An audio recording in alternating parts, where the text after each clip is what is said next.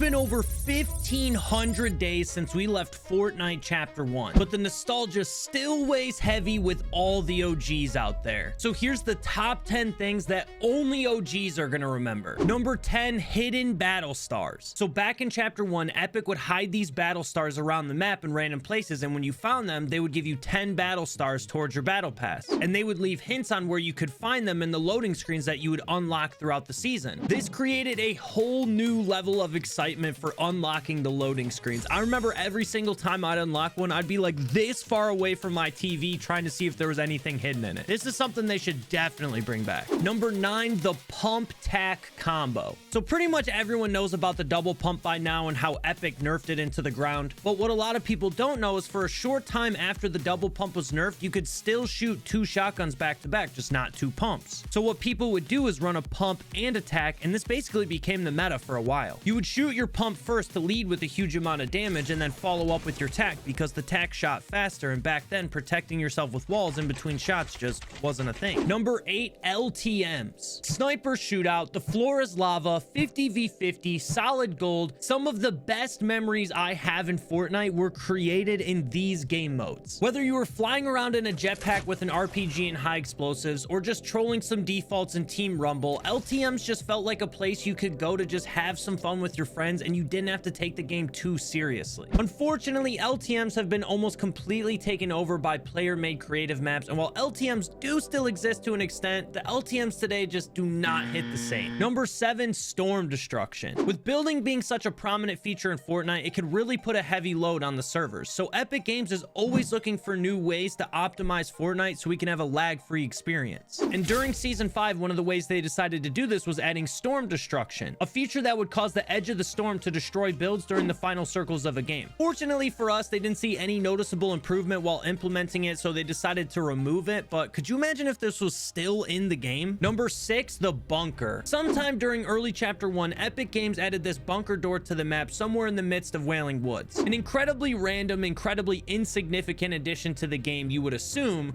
but how wrong you would be. This 1x1 metal door became one of the biggest things in Fortnite history. Every YouTube channel on the planet clickbaited this thing, whether it was talking about the lore behind it being a new underground part of the map being introduced, or finally revealing the secret way to break into it. And most of these things ended up being, well, just straight up lies, but nonetheless everyone was obsessed with this thing. This bunker became such a big deal, there was an article written about it in Forbes magazine. Number 5, the OG menu. Nowadays you have literally thousands of different game modes you can choose between, but back in the day all we had was Battle Royale and Save the World, and not to mention probably some of the most iconic menu music of all time. Hearing this brings back so many memories. Number 4, Friday Fortnite. This was the best tournament of all time. Back in Chapter 1, Fortnite was gaining millions of new players every single day, but there was no cash cups or FNCS like there is today. So a YouTuber named Keemstar decided to create his own Fortnite tournament that he would host every Friday. And at the time, this was huge. Every single one of the biggest content creators in the world showed up to compete in this thing. Everyone showed up in teams of 2, and this created some of the most iconic duos that we still know to this day. Ninja and Dr. Lupo, Cypher PK and Nick Mercs, Tfue and Cloaksy. But back then there were no custom lobbies, so the way it would go down is they would have 2 duos queue up together in a squads lobby, and when the game started they would go their separate ways, and whichever duo could get the most kills won the round. Unfortunately, as Fortnite started creating their own tournaments, they didn't want any competition, so they decided to shut Friday Fortnite down. But man, I would give